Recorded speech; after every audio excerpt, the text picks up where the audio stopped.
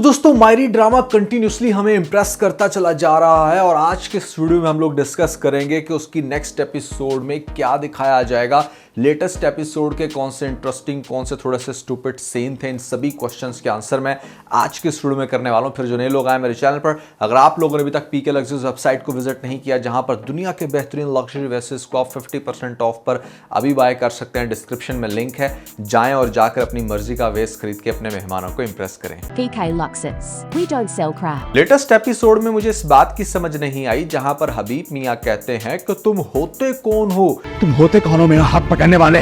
अरे भैया, वो उसका शौहर होता है जिसके साथ तुमने अपनी बेटी का रिश्ता किया, कैसे कह सकते हो कि तुम होते कौन हो? और फिर काफी मुज़ायका खेस इसने बात कही कि वो पहले मेरी बेटी है, बाद में तुम्हारी बेगम, उसके ऊपर पहले मेरा हक है। तो भैया ये भी टोटली रॉन्ग स्टेटमेंट।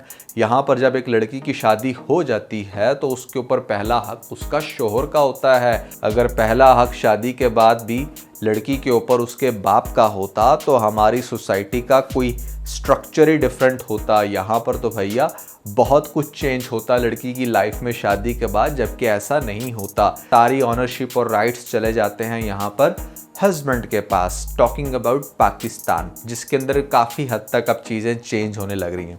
अब अगला स्टूपिड सीन भी आप देख लो कि जहाँ पर एमन की माँ अपने हस्बैंड को कहती है कि वो अपने ट्यूटर में बहुत ज़्यादा इन्वॉल्व होना शुरू हो रही है। मुझे लगता है कि एमन अपने ट्यूटर में कुछ ज़्यादा इन्वॉल्व हो रही है। क्या मतलब? क्या कहना चाह रही है? एमन अपने ट्यूटर में आजकल कुछ ज़्यादा इंटरेस्ट ले रही है। क्या उल्टी सीधी बातें कर रही हो तुम? नहीं मतलब तुम चुन्ने काके हो, रोटी को चोची कहते हो कि तुम्हें समझ नहीं आ रही कि तुम्हारी बेगम क्या बताना चाह रही। अरे भाई, तुम्हारी जो बेटी है उसका चक्कर चलने लग रहा है उसके ट्यूटर के साथ, अब समझ आई? नहीं। जब आप पढ़ाने आते हैं तो पूरे 2 घंटे बस पढ़ाते ही रहते हैं। वो तो मैं पढ़ लूंगी, लेकिन जब आप पढ़ाने आते हैं तो 2 घंटे में से अगर मुझे 5 से 10 मिनट का ब्रेक दे दें। समझ रहे हो? समझ रहे हो आप? समझ रहे हो ना? और वैसे आपस की बात है, मैंने प्रैक्टिकल लाइफ में लड़कियों का कैरेक्टर इतना ठरकी नहीं देखा जितना एमन के कैरेक्टर को दिखाया गया। छोटी छोटी बच्चियां आपने दिखाई हैं इस ड्रामे के अंदर, और यहाँ पर वो कितनी मैच्योर, कितनी डेयरिंग हरकतें कर रही हैं, ये समटाइम बिल्कुल भी कॉन्टेक्ट से मैच नहीं होता। बट यहाँ पर एक बहुत ही इंपॉर्टेंट चीज़ है जिसको मिस करा दिया गया कि मतलब क्यों नहीं इतने सारे पढ़े लिखे लोग इस फाखिर को ये समझा पा रहे कि ये अपने ही बाप के बिजनेस को किस तरीके से टेक ओवर कर सकता है। भैया, किसी भी प्राइवेट लिमिटेड कंपनी के अंदर जो सारी गेम होती है ना, वो डॉक्यूमेंट्स की होती है और कुछ डिसीजन मेकिंग की होती है, अगर हम बात करें स्पेशली सीईओ या फाउंडर लेवल की। और लो भैया, खुल गया ना वही पेंडोरा बॉक्स जिसका जिक्र मैंने अपने पिछले रिव्यू में किया था, और आज 6 एपिसोड्स के बाद ये लोग उस पॉइंट पे आए हैं। मतलब सबसे पहले जब भी बात होती है बिजनेस की या घर की तो लोग डॉक्यूमेंट्स की बात करते हैं। घर की ओनरशिप घर के साथ जफ्फी डाल के या बिजनेस के साथ जफ्फी डाल के उसकी ओनरशिप नहीं ली जाती, उसके डॉक्यूमेंटेशन की बात होती है, और इन लोगों ने ऐसा कुछ दिखाया ही नहीं था।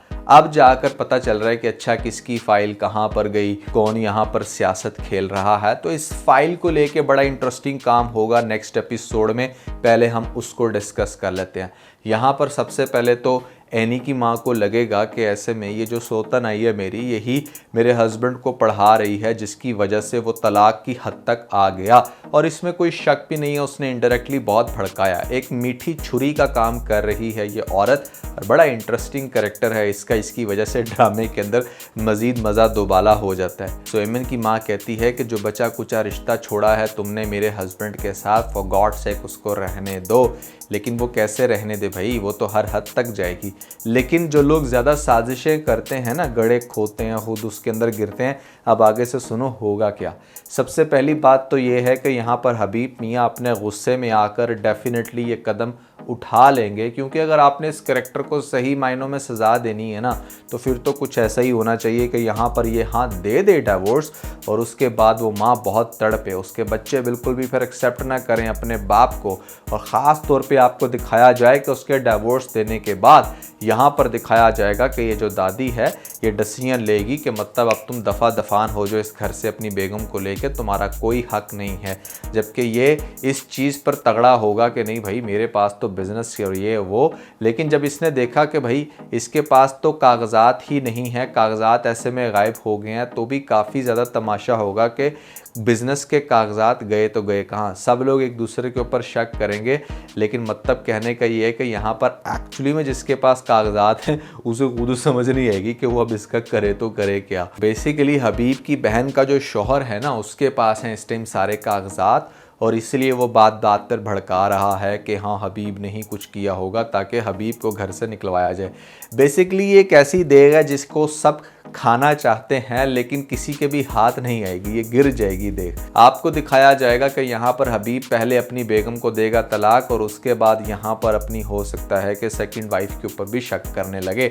अब जो उसकी सेकंड वाइफ है वो तो देखेगी कि मतलब इसके पास तो कागजात नहीं और इसकी तो घर में कोई अथॉरिटी नहीं, तो वो यहाँ पर ये सारी चीज़ें हो सकता है कि डिस्कस करे उस पुलिस ऑफिसर से, और वो पुलिस ऑफिसर यहाँ पर मौके से फ़ायदा उठाने वाला बंदा लगता है। मुझे लगता है कि वो आगे जाकर कुछ ऐसी डिमांड्स करेगा इससे कि मतलब अगर तुम ये पूरा करती हो तो ठीक है, वरना मैं तुम्हारा पोल खोलने लगा हूँ घर में कि किस तरह से तुम कागजात के ऊपर नाम चेंज करवाना चाहती थी। तो अब ये डेफिनेटली उसके झांसे में भी आगे कुछ गलत कर सकती है, जिसके बाद हबीब अपनी सेकंड वाइफ से भी गया।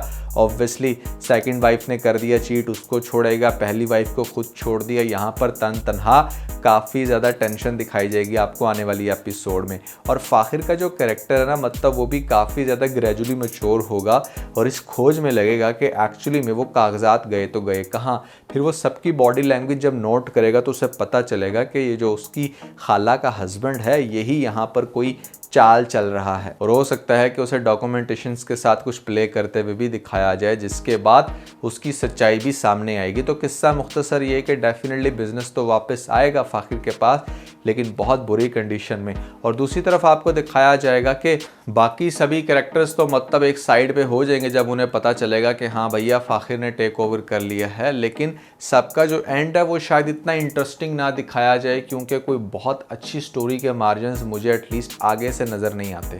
क्योंकि कहीं ना कहीं अगर यहाँ पर डाइवोर्स हो जाती है तो उस औरत के साथ भी ज़्यादती होगी, लेकिन हाँ वो डिज़र्व भी यही करता है कि वो उसके साथ कोई भी ना रहे, क्योंकि उसने ड्रामे के अंदर बहुत चवलें मारी हैं। तो हबीब का कैरेक्टर ही बेसिकली सिर्फ विलन नहीं है, यहाँ पर ये दो औरतें भी जिन्होंने काफ़ी हद तक घर ख़राब करने की कोशिश की।